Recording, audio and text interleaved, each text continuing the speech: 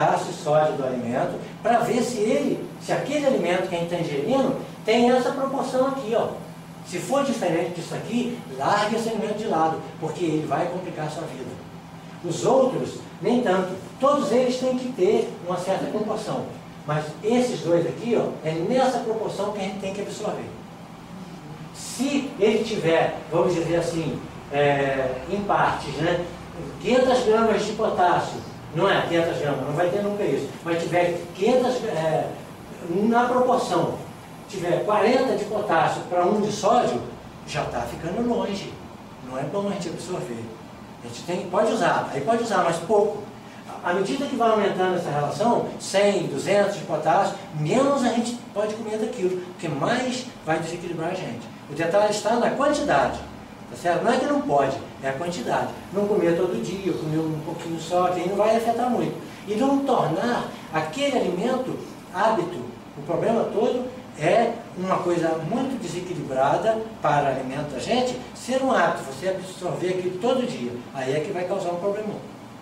Agora, é isso aqui que é o tchan da parada, sabe? Ninguém sabe isso aqui, sabe? Dificilmente você encontra uma pessoa que sabe. Só alguém que já viu dentro da tabela macrobiótica essa relação aqui para pegar aquele princípio da macrobiótica. Aí usa a macrobiótica dentro com esse conceito aqui. O restante pode deixar a macrobiótica parada, porque a macrobiótica usa muito alimento morto, sabe? Muita conserva, muito sal, sabe? E aquilo ali está tudo descartado já. Eu não uso sal, eu não uso alimento morto, conservas, sabe? Macrobiótico usa conserva? Usa o shoyu, o miso, alimentos conservados com sal, né? Lá, picles, etc. Natural, mas com sal, conserva. E os fermentados? Fermentado, alimento morto. Você pode usar, mas aquilo ali não é bom. Você tem que comer coisa viva, coisa que contém energia de movimento, vida, para você se manter vivo. Você come um miso que está morto, aquilo só dentro do sal passou no mínimo 3 anos, não tem vida nenhuma, já foi tudo embora. É bom. Se você for saudável, é um alimento bom, porque vai eliminar a radioatividade, etc e tal. Mas é um alimento que não traz vida para você. Tem que pensar nisso. Você não traz vida. Nós vamos falar agora há pouco aí da vida. Fundamental. Então vira a tabelona aqui. Isso aqui é mais ou menos que está num ser de 70 quilos. Se somar isso tudo aqui, vai dar 70 quilos mais ou menos. Certo? Tranquilo? O calor. Se você vai comprar um biscoito, comprar uma bolacha, ou uma torrada, ou um flocos de aveia, ou aqueles flocos de cereais que você põe no leite, no café da manhã, de manhã, que é muito usado, fazendo aquelas caixas, olhe bem, né? Porque normalmente você não consegue mais eliminar o ácido fítico e já é um alimento morto. Sofreu ação do calor, ou foi triturado, amassado para fazer o floco, já morreu. Morreu, não justifica mais comer aquilo, você não precisa mais comer. Então, ó, todos os pães sofreram ação do calor. Então já perderam a vida. Já perderam a vida há quanto tempo? Nós vamos ver aí que um alimento, depois de algumas horas, você já não precisa mais absorvê-lo, porque você não vai mais absorver vida nenhuma. Então é perda de tempo. Biscoito, torrado, bolo, todos os pré-cozidos, os flocos matinais, aqueles, né? Amendoim torrado, foi torrado, não elimina mais ácido fítico. Soja torrada, não elimina mais ácido fítico. Farinha de soja, tem uma forma que é feita com ela torrada. Proteína de soja sofreu alta temperatura, já era, não sai mais ácido fítico. Pipoca, né, etc.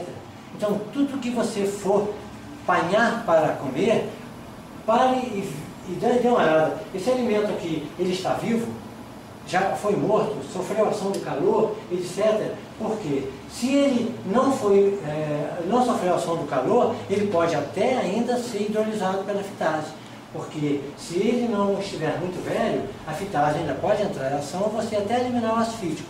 Agora, se ele sofreu ação do calor e se tem muito tempo de morto, aí não adianta mais ser absorvido, porque tem ácido fítico e não tem mais vida. Aí é um alimento que só vai dar trabalho no seu sistema para eliminá-lo. Não vai trazer nada de bom. Só vai gastar energia vital para se desfazer daquilo ali. Interessante que você está falando, eu estou lembrando de um dos pecados capitais, é a gula, né? A gula. E certamente, né? A gente tem problema hoje porque a gente come. Só porque a gente come. Todos os problemas nossos são por causa da comida. Se a gente arrumar a outra forma de absorver a vida sem precisar comer, acabou o nosso problema. Nós vamos ser igual a árvore. Vamos ficar velho e quando a gente ficar velho, a gente não morre, a gente seca igual a árvore. Porque o problema é a comida. A gente come errado, em grande quantidade, aí o aparelho digestivo gasta uma energia enorme para se livrar daquele alimento, e às vezes o alimento não trouxe nada de bom para o organismo.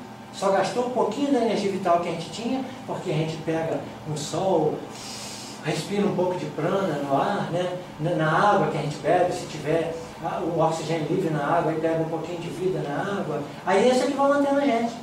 Porque o alimento que a gente come, praticamente não tem mais vida.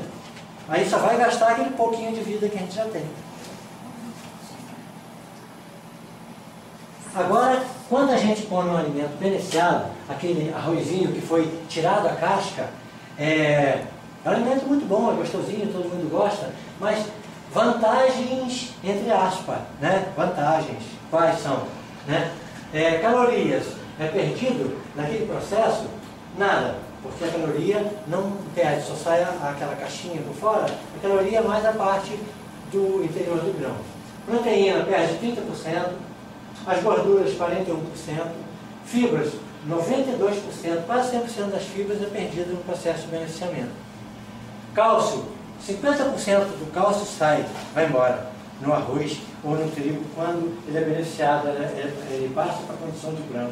Fósforo perde 79%, ferro perde 85% do ferro, destrói o grão todinho, o alimento acabou. O cobre perde 50%, manganês 92,5%, vitamina B1 perde 86%, vitamina B2 perde 75% e niacina perde 82% aproximadamente. Então, a gente só tem perda nutricional nesse nível aí, enorme, né? Só tem perda. Sem contar que no ato do beneficiamento, quando a máquina que tem duas pedras que correm em sentido contrário e o grão passa no meio, é chamado o bronzinamento. Ali ele vai ser amassado ali e vai sair as películas. Daquele momento ali, o grãozinho morre. Pum, mata o grãozinho. Se for ingerido rapidamente, ainda a vida dele passa para você. Mas ninguém ingere o arroz logo depois que ele é morto. Ingere muito tempo depois. Aí não tem mais vida nenhuma naquele arroz. Aí a gente vai comer uma coisa que não tem mais nada praticamente e ainda a vida já está longe de estar acompanhando aquele ser. A vida que eu digo é a vida mesmo. É aquilo que faz o arrozinho nascer, é aquilo ali. Aí não tem aquilo ali. Aquela energia foi embora. Foi aí para a natureza. Tranquilo, gente? Posso falar mais? As coisas que aparentemente a gente sabe que aumenta, a gente vê logo de cara aqui. Mas tem umas que não existem no trigo comum, no trigo integral, né? Se a gente olhar aqui, trigo integral, e aparece no trigo germinado, porque no processo de gerar vida, a mutação acontece, as transmutações, mutações, e aí aparece lá, ó, vitamina B6 não há no trigo, no grão integral, mas no trigo germinado já aparece. Vitamina E tem uma pequena quantidadezinha, a vitamina E nem tanto, já tem aqui 3 microgramas. Lá vai aparecer 27, aumentou lá 9 vezes, né? Aqui a gente vê, a vitamina A não tinha, apareceu já um pouco, traços dela lá. Vitamina B1, de 0,6 foi para 1. Aqui, pouquinho, né? Porque é o trigo polido. Vitamina B2, de 1 foi para 2,5. A vitamina B3, a PP, de 4 para 5. A B5, de 0,8 para 2,1. Então aumenta praticamente tudo. Aqui, ó, cálcio, de 40, dobrou, foi mais que o dobro. Magnésio, ó, de 130 para 400 miligramas ali, ó. Então, a vantagem enorme da gente deixar ele germinar e quando ele começar a germinar, a gente usá-lo como alimento. Ele não tem mais o ácido fítico, está vivo é um alimento que é rico em vida, energia vital e aumenta ainda as suas propriedades. Vai consumindo cru. Cru. Se cozer, ele ainda continua com essas propriedades aqui. Pode variar alguma coisinha, mas vai ter isso aqui aumentado muito. Só que aí você matou ele naquele instante ali do cozimento. Tem que absorvê-lo o mais rapidamente possível. Senão a vida vai embora. Se você deixar passar 12 horas, você come e já não come a vida. Quer dizer que mesmo cozinhando, se consumir logo, ainda tem propriedades. 50% da vida. Porque é o seguinte, quando você cozinha o arroz ou o trigo, você mata ele, naquela hora que põe calor, você matou, é igual uma facada, mata. Matou o grão. O grão não germina mais, morreu. E ele começa a perder energia vital a partir do momento da morte dele. A energia vital não sai assim, tum, de repente. Ela vai saindo aos poucos.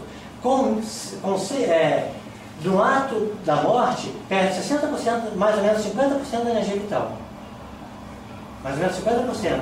Com 6 horas, com 12 horas, perde 90% da energia vital. Fica só com 10%.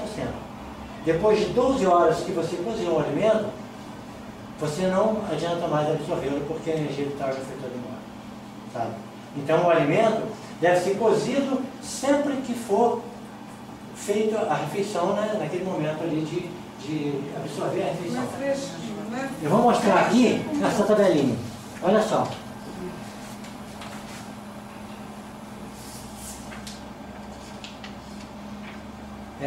Deixa eu mostrar logo isso. Não, eu vou mostrar essa tabela logo depois disso aqui. Eu vou falar do ácido oxálico, aí vou voltar nesse assunto aqui para mostrar melhor esse negócio da vida aí.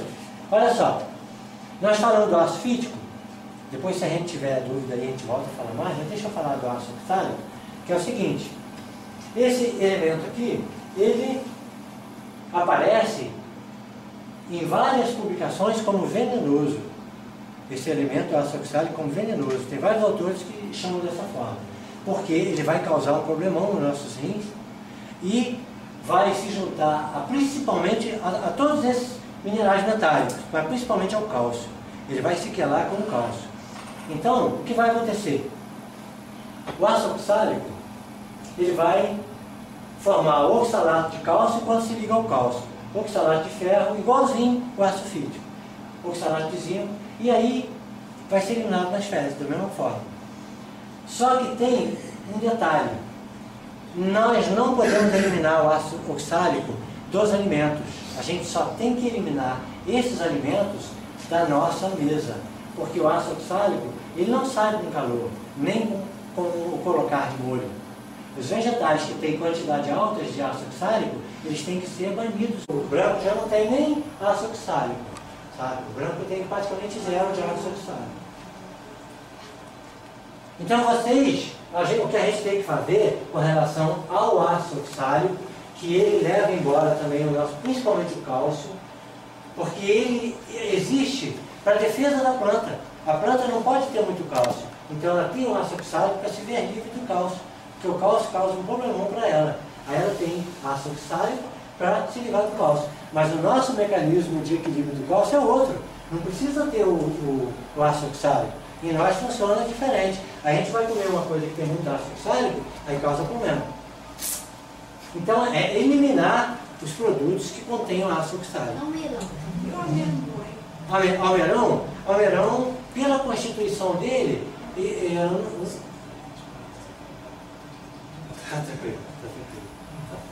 então o almeirão, ele não deve ter muito não, pela forma dele, ele não é muito escuro, mas eu não sei, eu não tenho certeza, não posso falar.